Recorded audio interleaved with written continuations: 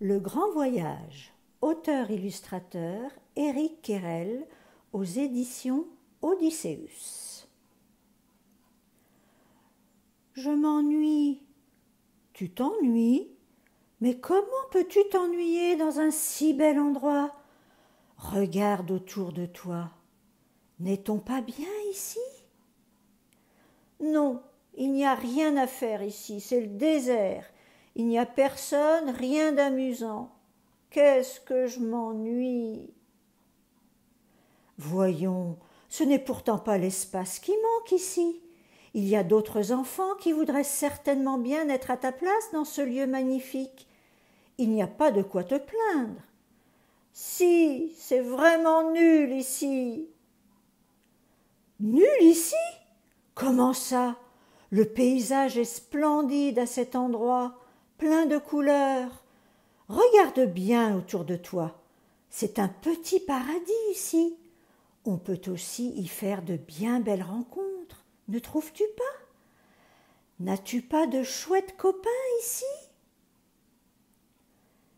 Et puis, ajoute papa, tu peux te promener, te cacher sous les rochers, gambader dans les coraux, les anémones, croiser de beaux poissons. Nous avons tout ce dont nous avons besoin ici. C'est une chance, ajoute maman. Moi, j'ai envie de faire autre chose que toujours tourner en rond, crie Petite Goutte. Tout se ressemble ici. Le paysage est toujours le même, c'est monotone. On fait toujours la même chose. J'en ai marre.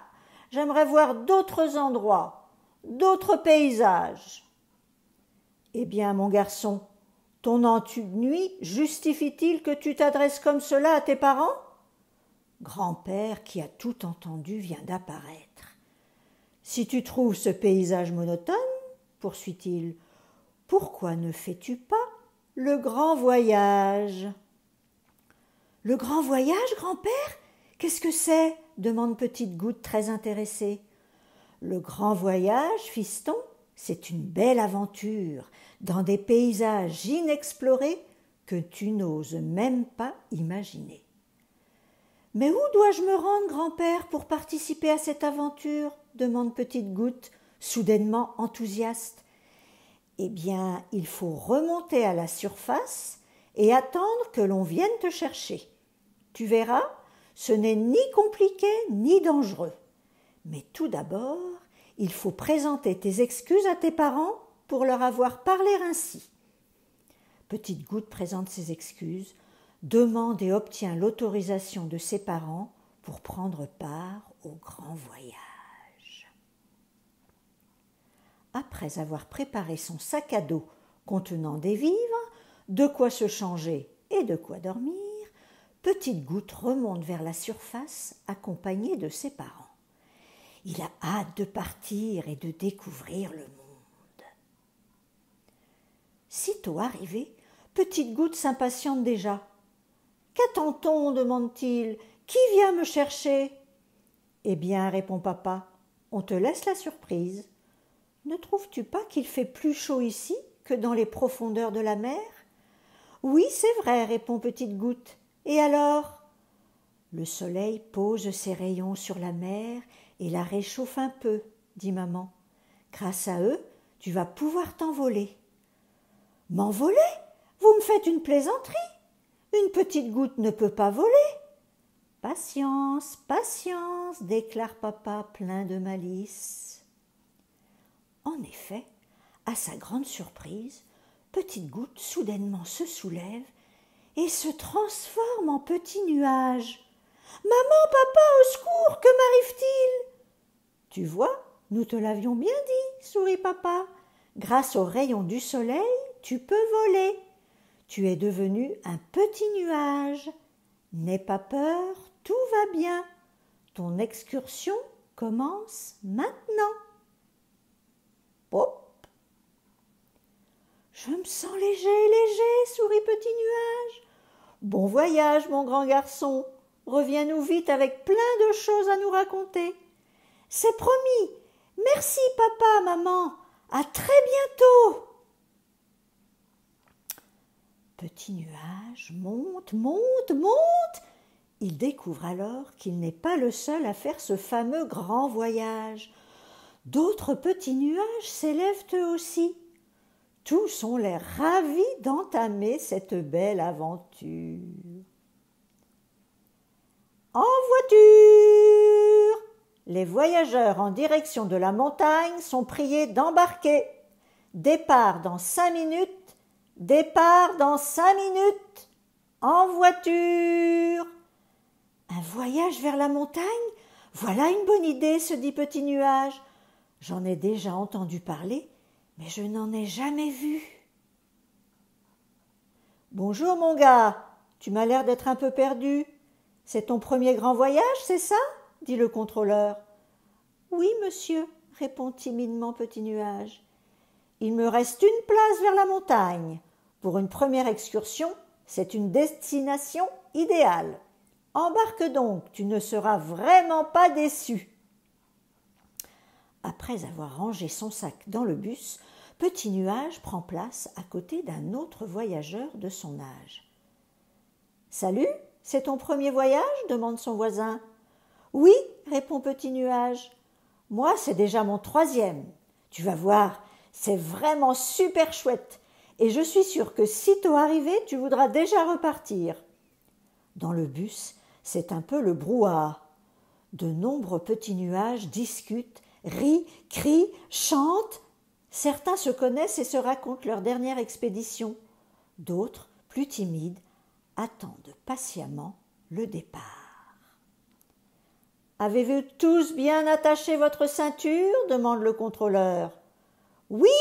répondent les petits nuages en chœur. « Dans ce cas, répond le chauffeur, si tout le monde est prêt, en avant toutes !»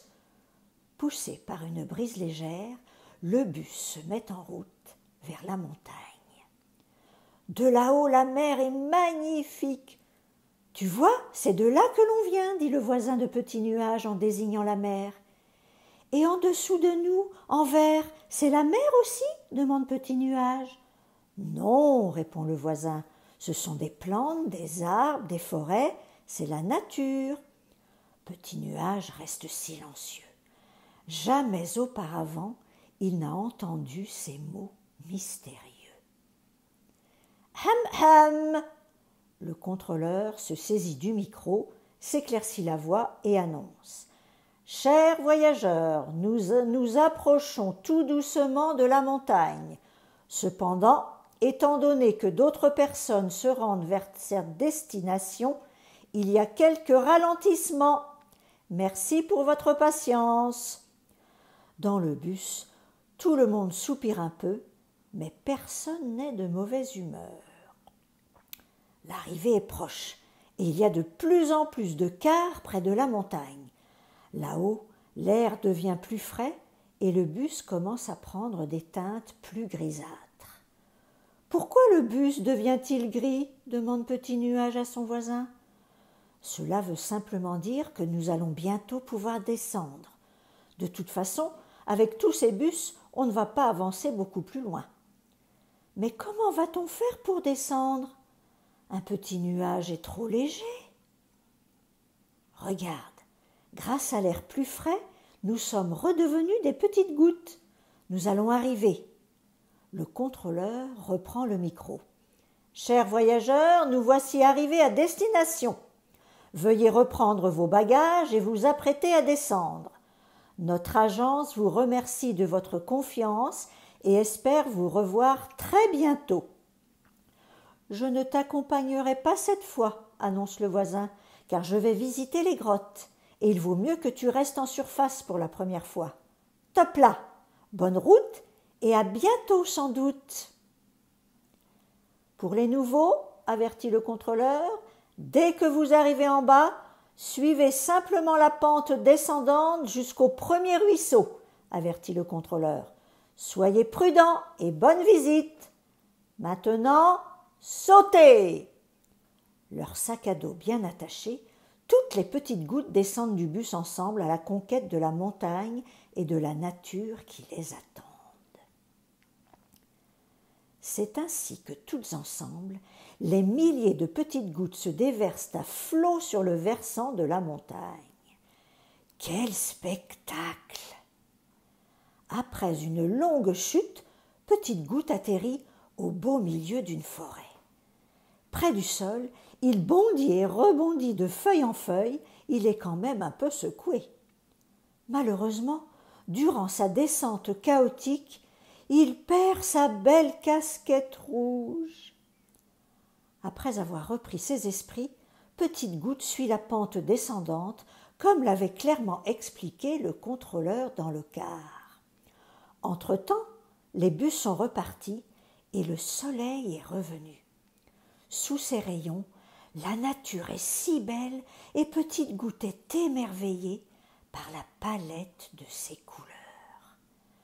La marche vers le ruisseau est vraiment longue. Il doit faire halte pour la nuit et loger dans sa tente.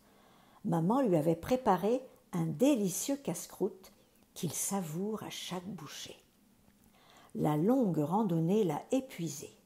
Aussi, il ne lui faut vraiment pas beaucoup de temps pour s'endormir profondément et faire de beaux rêves. Le lendemain, après quelques heures de marche, Petite Goutte arrive enfin au ruisseau. L'endroit est vraiment superbe et calme. Petite Goutte y resterait bien un petit temps, mais il a hâte de rentrer à la maison afin de raconter sa belle aventure. Il se fabrique alors un petit radeau afin d'y mettre son sac à dos, puis se met confortablement à l'eau et se laisse glisser en suivant le courant. Que c'est relaxant! Après plusieurs heures, le ruisseau conduit Petite Goutte à un carrefour. Doit-il prendre à gauche ou à droite? Le courant ne lui laisse pas le choix et l'emmène vers la droite, dans une rivière plus rapide. C'est ainsi qu'au fil des heures, Petite Goutte avance de carrefour en ruisseau, de ruisseau en rivière, de rivière en fleuve, pour aboutir enfin dans la mer. « Je suis de retour !» s'exclame Petite Goutte. Maman, papa et grand-père l'accueillent à bras ouverts. « Tu dois en avoir des choses à nous raconter. »« Ah ça oui !» répond-il débordant d'enthousiasme. Il leur raconte avec de nombreux détails tout ce qu'il a vécu durant ce beau voyage. « Mais dis-moi, Petite Goutte, demande papa, où est donc passée ta casquette ? Je l'ai perdue en descendant sur la montagne. Mais ne te fais pas de soucis, papa, je vais retourner la chercher.